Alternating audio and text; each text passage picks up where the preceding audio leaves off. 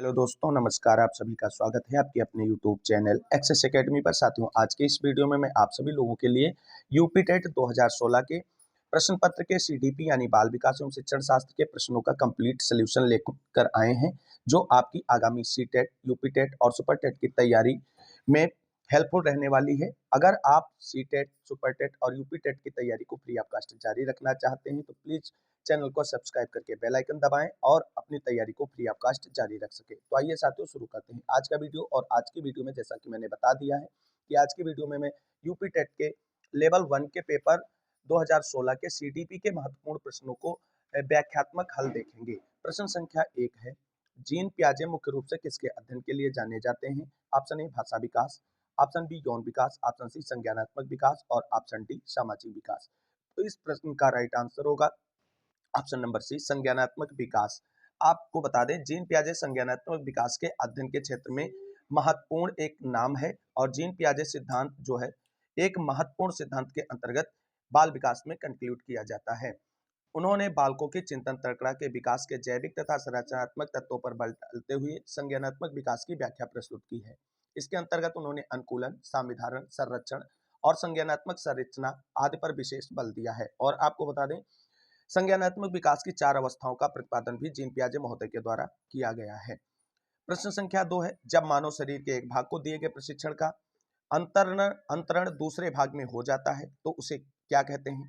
Option A ऊर्ध्व अंतरण, option B क्षैतिज अंतरण, ऑप्शन सी द्विपार्श्विक अंतरण और ऑप्शन डी उपरोक्त में से कोई नहीं। तो प्रश्न संख्या 2 के लिए साथियों राइट आंसर आपका होने वाला है ऑप्शन नंबर सी, द्विपार्श्विक अंतरण के नाम से जाना जाता है।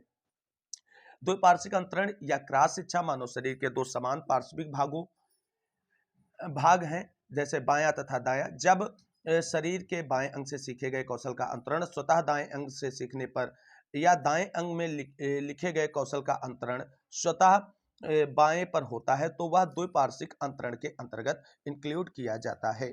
प्रश्न संख्या 3 है साथियों, दिए हुए प्राप्तांकों के समूह में जो प्राप्तांक बहुधा सबसे अधिक बार आता है उसे डैश डैश क्या कहते हैं? ऑप्शन ए बहुलक, ऑप्शन बी मध्यमान और ऑप्शन सी मध्यांक और ऑप्शन डी मानक विचलन। तो साथियों, प्रश्न संख्या 3 के लिए राइट आंसर आपका हो जाएगा ऑप्शन नंबर ए बहुलक। जिस पद की बारंबारता सबसे अधिक होती है उसे बहुलक के नाम से जाना जाता है। प्रश्न संख्या 4 देखते हैं, क्रिया प्रसूत अनुकूलन सिद्धांत का प्रतिपादन डैश डैश ने किया था। अर्थात प्रश्न है कि क्रिया प्रसूत अनुकूलन सिद्धांत का प्रतिपादन किसने किया था? तो ऑप्शन नंबर है A Pavlov, option B Skinner, option C Thorndike, option D Kohler. तो साथियों, प्रश्न संख्या 4 के लिए राइट आंसर होने वाला है ऑप्शन नंबर बी, क्रिया प्रसूत अनुकूलन सिद्धांत का प्रतिपादन स्किनर महोदय ने किया था। प्रश्न संख्या 5 है, अल्बर्ट बंडूरा निम्न में से किस सिद्धांत से संबंधित है? ऑप्शन ए सामाजिक अधिगम का सिद्धांत, ऑप्शन बी व्यवहारात्मक सिद्धांत, ऑप्शन सी विकास का संज्ञानात्मक सिद्धांत, ऑप्शन डी विकास का मनोसामाजिक सिद्धांत। तो साथियों, प्रश्न संख्या 5 के लिए राइट आंसर जो है वो होगा ऑप्शन नंबर ए सामाजिक अधिगम का सिद्धांत। सामाजिक अधिगम सिद्धांत को बंडूरा द्वारा 1969-71 में दिया गया है। यह व्यवहार रूपांतरण के नियमों तथा संज्ञानात्मक मनोविज्ञान का संतुलित संश्लेषण है। प्रश्न संख्या 6 देखते हैं, मानसिक आयु का प्रत्यय किसने दिया था? ऑप्शन ए विनय Simon, option B Stern, option C Terman, option D Cyril एवं बर्ट ने।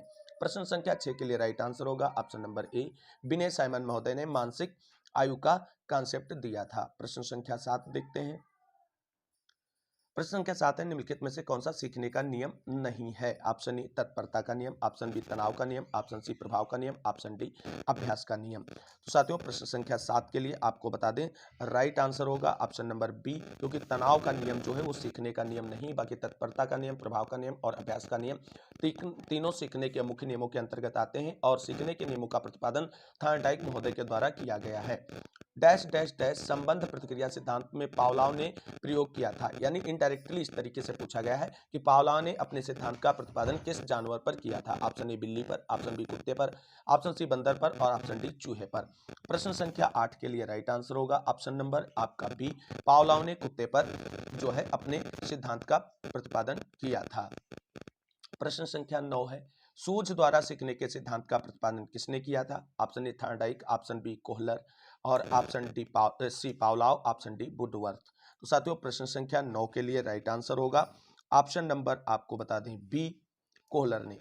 सूझ द्वारा सीखने के सिद्धांत का प्रतिपादन कोहलर महोदय के द्वारा किया गया था और इन्हीं के समूह को गेस्टाल्टवाद के नाम से भी जाना जाता है। आपको बता दें कोहलर सूझ द्वारा सीखने के सिद्धांत कोहलर महोदय ने किया था प्रतिपादन इसका। इस सिद्धांत के अनुसार अधिगम किसी अनायास का प्रशिक्षण नहीं, वस्तुतः किसी अभ्यास का प्रशिक्षण नहीं, वस्तुतः अचानक आई सूझ से होता है। इन्होंने बंदर पर अपने सिद्धांतों का प्रयोग किया था। अब देखते हैं प्रश्न संख्या 10 है, कार्य को प्रारंभ करने, जारी रखने और नियमित करने की प्रक्रिया है। ऑप्शन ए प्रेरणा, ऑप्शन बी संवेदना, ऑप्शन सी सीखना, ऑप्शन डी प्रशिक्षीकरण करण। तो 10 के लिए राइट आंसर होगा ऑप्शन नंबर सी, सीखना। किसी कार्य को करने, जारी रखने और नियमित करने की प्रक्रिया को सीखने के नाम से जाना जाता है। प्रश्न संख्या 11 है, विस्मृति कम करने के उपाय क्या हैं? ऑप्शन ए सीखने में कमी, ऑप्शन बी सीखने की त्रुटिपूर्ण वृद्धि और ऑप्शन सी पाठ की पुनरावृत्ति, ऑप्शन डी स्मरण करने में कम ध्यान देना। तो प्रश्न संख्या 11 के लिए आपका राइट आंसर क्या होने वाला है? ऑप्शन नंबर सी इसका राइट होगा। पाठ की पुनरावृत्ति जो है विस्मृति कम करने का उपाय है। तो अब इसका थोड़ा एक्सप्लेनेशन देखते हैं। पाठ की पुनरावृत्ति जो है विस्मरण स्मृति का एक नकारात्मक या ऋणात्मक पक्ष है। गेल्डार्ड ने 1963 में विस्मरण के विषय को नकारात्मक धारणा माना है। इस प्रकार पाठ की पुनरावृत्ति द्वारा ही धारण अर्थात रिटेंशन को बढ़ाया जा सकता है, अगर और विस्मृति को कम किया जा सकता है। देखते हैं प्रश्न संख्या 12।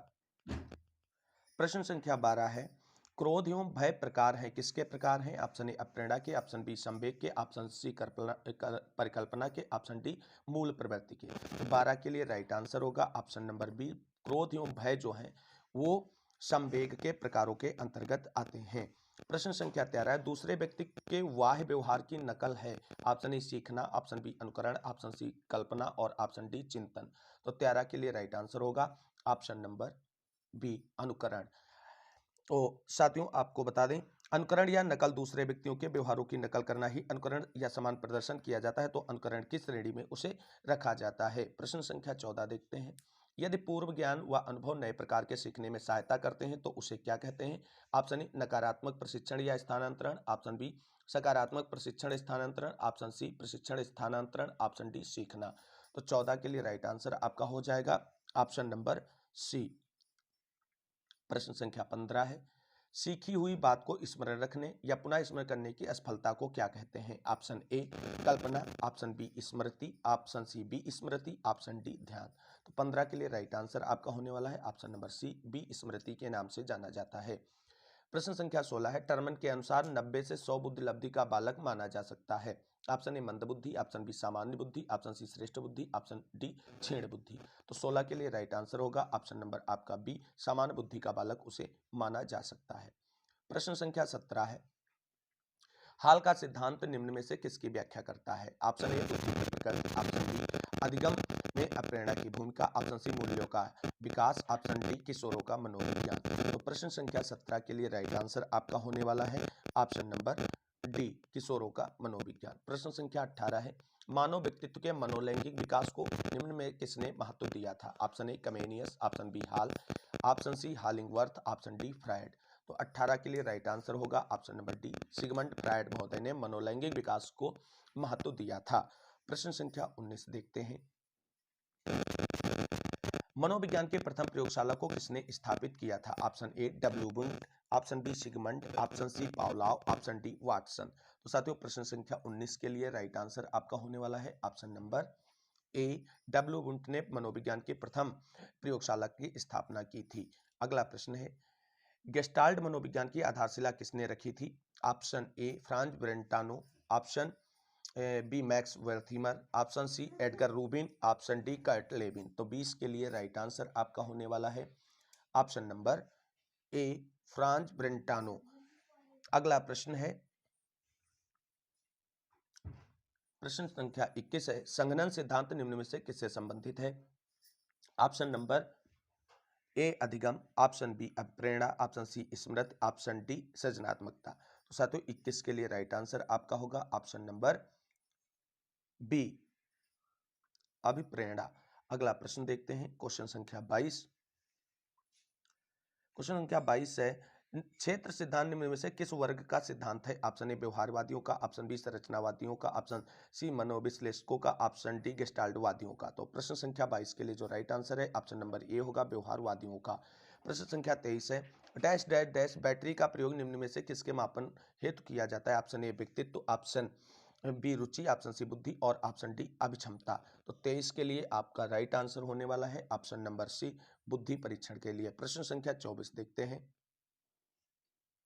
प्रश्न संख्या 24 है, अभिक्रमायोजित अधिगम का प्रत्यय किसने दिया था? Option A Hull, option B Thorndike, option C Skinner और ऑप्शन डी वाटसन। 24 के लिए राइट आंसर है ऑप्शन नंबर सी, स्किनर महोदय ने अभिक्रमयोजित अधिगम का प्रत्यय दिया था। प्रश्न संख्या 25 है, व्यवहारिक क्षमताओं में वह सापेक्ष स्थायी परिवर्तन जो कि प्रचलित अभ्यास का परिणाम होता है उसे क्या कहते हैं? ऑप्शन ए अधिगम, ऑप्शन बी अप्रेरणा, ऑप्शन सी अभिवृत्ति और ऑप्शन डी अभिक्षमता। तो 25 के लिए राइट आंसर आपका होने वाला है ऑप्शन नंबर ए, अधिगम के नाम से जाना जाता है। प्रश्न संख्या 26 देखते हैं।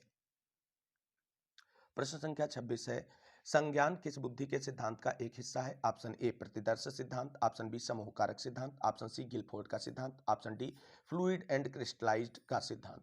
26 के लिए आपका राइट आंसर होने वाला है ऑप्शन नंबर सी, गिलफोर्ड का सिद्धांत। अगला प्रश्न है, 8 वर्ष के सुधीर की मानसिक आयु 10 वर्ष है, उसकी बुद्धि लब्धि कितनी होगी? ऑप्शन ए 80, ऑप्शन बी 100 और ऑप्शन सी 110, ऑप्शन डी 125। तो 27 के लिए राइट आंसर आपका होने वाला है ऑप्शन नंबर डी 125। अगला प्रश्न देखते हैं, प्रश्न संख्या 28, संवेग का कौन सा सिद्धांत इस विचार को मानता है कि संवेगात्मक अनुभव संवेगात्मक व्यवहार पर आधारित है? ऑप्शन ए जेम्स लैंग का सिद्धांत, ऑप्शन बी हाइपोटोलसिक सिद्धांत, ऑप्शन सी सक्रियता का सिद्धांत, ऑप्शन डी अभिप्रेरणा का सिद्धांत। तो 28 के लिए आपका राइट आंसर होने वाला है ऑप्शन नंबर सी, सक्रियता का सिद्धांत। सक्रियता सिद्धांत के अनुसार संवेगात्मक अनुभव संवेगात्मक व्यवहार पर आधारित होता है। प्रश्न संख्या 29 है, किसी इच्छा या आवश्यकता में रुकावट पड़ने पर उसे उत्पन्न होने वाला सांवेगिक तनाव डैश डैश कहलाता है? ऑप्शन ए द्वंद, ऑप्शन बी कुंठा, ऑप्शन सी चिंता, ऑप्शन डी तनाव।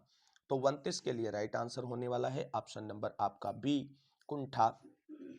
अगला प्रश्न देखते हैं, प्रश्न संख्या 30 है, कोलबर्ग का सिद्धांत निम्न में से किस विकास से संबंधित है? ऑप्शन ए भाषा विकास, ऑप्शन बी सामाजिक विकास और ऑप्शन सी नैतिक विकास, ऑप्शन डी शारीरिक विकास। तो साथियों इस प्रश्न का राइट आंसर होगा ऑप्शन नंबर सी, नैतिक विकास से संबंधित है। तो साथियों ये थे आगामी यूपी टेट, सी टेट और सुपर टेट की बेहतर तैयारी के लिए यूपी टेट के previous year question paper series के अंतर्गत 2016 के लेवल 1 के पेपर के सीटीपी के 30 महत्वपूर्ण प्रश्नों को व्याख्यात्मक हल। उम्मीद करते हैं आप सभी की आगामी एग्जाम्स में आप सभी लोगों की बेहतर तैयारी में ये वीडियो सीरीज हेल्पफुल साबित होगी।